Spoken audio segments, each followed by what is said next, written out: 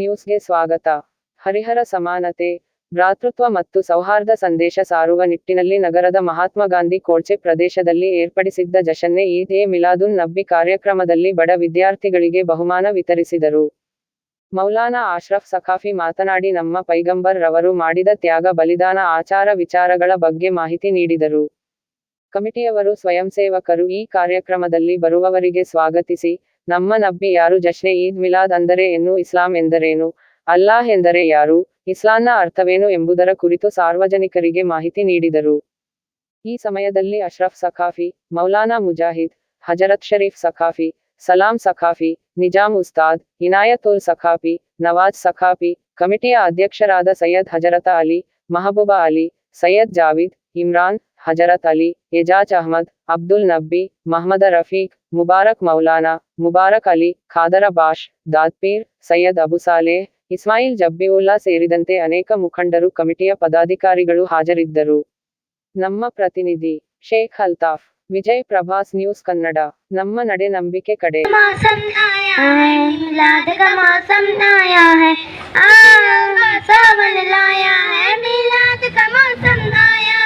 सुहाना मौसम आया, सुहाना मौसम आया, सुहाना मौसम आया, सुहाना मौसम आया, खुशियों का सावन लाया है, मिलाद का मौसम आया है,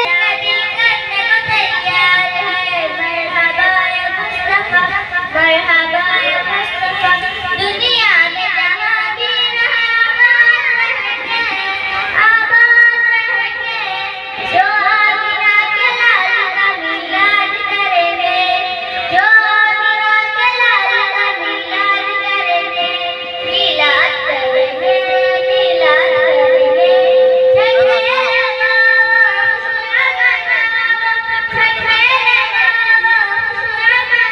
ವಿದ್ವಾಂಸರ ಕುರಿತು ದಿ 100 ಎಂಬಂತ ಒಂದು ಬುಕ್ ಬರೀತಾನೆ.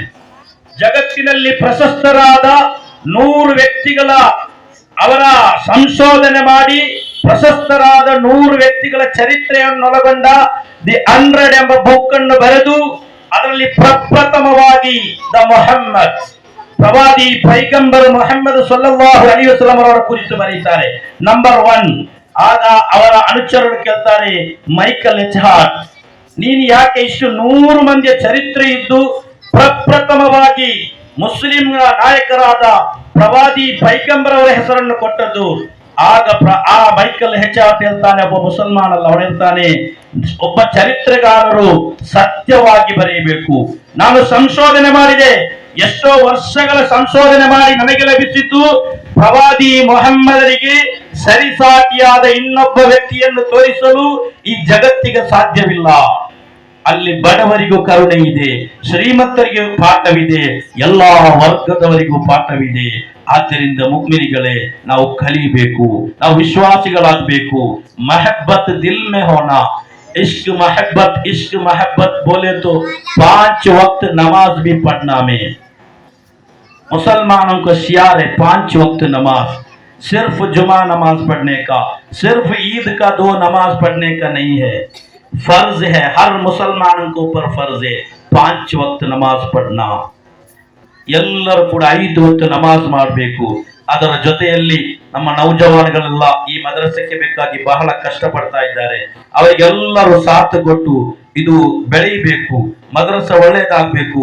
ಎಲ್ಲಾ ಮನೆಯಲ್ಲಿರುವ ಮಕ್ಕಳು ಕುರ್ಆನ್ ಕಲಿಬೇಕು. ಇಲ್ಮು ಹೋನ, ಅಲ್ಲಿ ಇಲ್ಮು ಹಯಾತುಲ್ ಇಸ್ಲಾಂ, ಇಲ್ಮ್ ಎಲ್ಲಿದೆ ಅಲ್ಲಿ ಇಸ್ಲಾಂ ಜಿಂದಾ ಇರ್ತದೆ.